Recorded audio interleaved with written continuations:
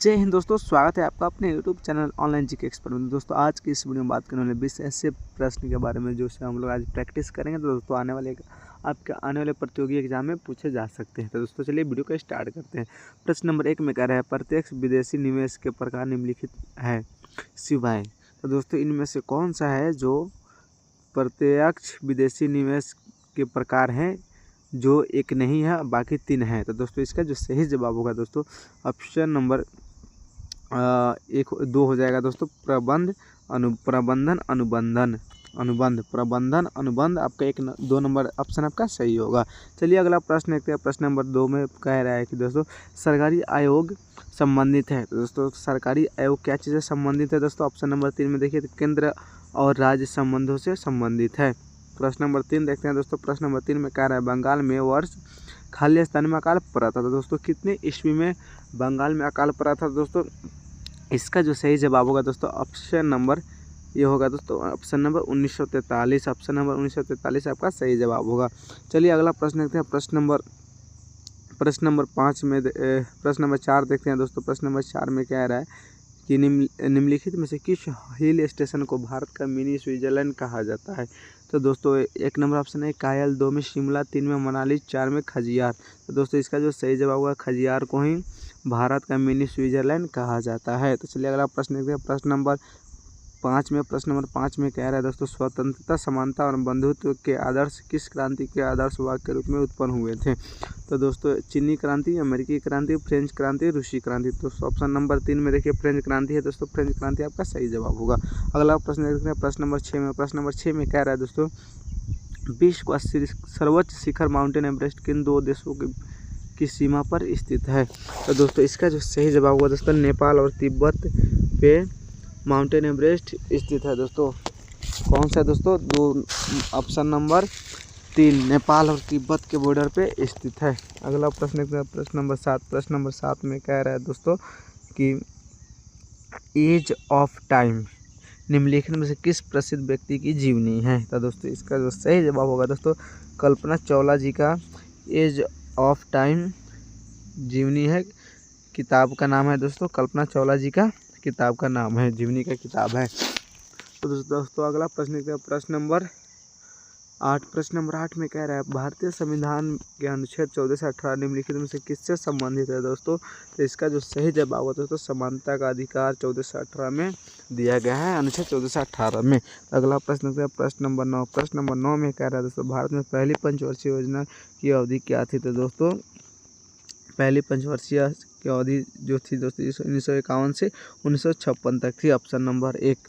चलिए अगला प्रश्न देखते हैं। प्रश्न नंबर 10 में 2011 जनगणना के अनुसार भारत की पर कितनी प्रतिशत आबादी द्वितीयक कार्यों में लगी है? तो दोस्तों इसका जो सही जवाब होगा दोस्तों ऑप्शन नंबर 1 में 24.3% आबादी जो है द्वितीयक कार्यों में लगी हुई है। अगला प्रश्न प्रश्न नंबर 11 नंबर प्रश्न में कह रहा है दोस्तों भारतीय संविधान के कौन सा अनुच्छेद धर्म की स्वतंत्रता की गारंटी देता है?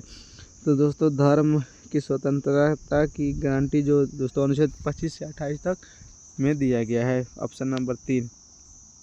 अगला जो प्रश्न है दोस्तों प्रश्न नंबर 12। प्रश्न नंबर 12 में कह रहा है निम्नलिखित में कौन सा 10वें सिख गुरु थे? तो गुरु गोविंद सिंह जो थे दोस्तों सिख के 10वें गुरु थे। तो चलिए दोस्तों ऑप्शन नंबर 4 आपका सही जवाब होगा। चलिए अगला प्रश्न है। प्रश्न नंबर 13 में दोस्तों कह रहा है कि प्रसिद्ध संगीतकार तानसेन अक्सर किस शासक के दरबार में थे? तो दोस्तों तानसेन जो थे दोस्तों अकबर के दरबार में रहा करते थे, अकबर के दरबार के थे। तो दोस्तों अगला प्रश्न 14 नंबर प्रश्न में कह रहा है दोस्तों बगदाद किस देश की राजधानी है? बगदाद जो दोस्तों इराक की राजधानी है। किस देश की दोस्तों? इराक की राजधानी बगदाद है।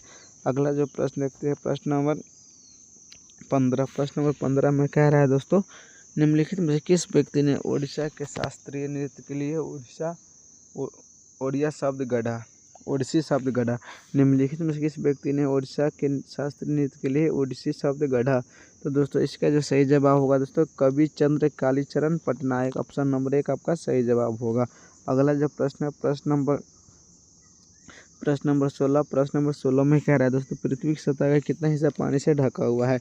तो दोस्तों आपको पता होगा दोस्तों पृथ्वी में जो 4 हिस्से में 3 हिस्से पानी है और 4 हिस्से में 3 हिस्से क्या है पानी दोस्तों, 3 चौथाई आपका, चौथाई में 3 हिस्से पानी से आपका ढका हुआ है। अगला जो प्रश्न है 17 नंबर प्रश्न में कह रहा है दोस्तों निम्नलिखित में से कौन सा उद्योग सार्वजनिक क्षेत्र के अंतर्गत आता है। तो दोस्तों इसमें से जो होगा दोस्तों आपका बोकारो लौह इस्पात उद्योग आपका सार्वजनिक क्षेत्र के में आता है। अगला प्रश्न 18 नंबर दोस्तों 18 नंबर प्रश्न में कह रहा है खेलो इंडिया यूनिवर्सिटी गेम्स 2024 के दौरान प्रत्याशा रे ने किस खेल से उत्कृष्ट प्रदर्शन किया। तो इसका जो सही जवाब होगा दोस्तों तैरना, स्विमिंग में इन्होंने बहुत अच्छा प्रदर्शन किया था।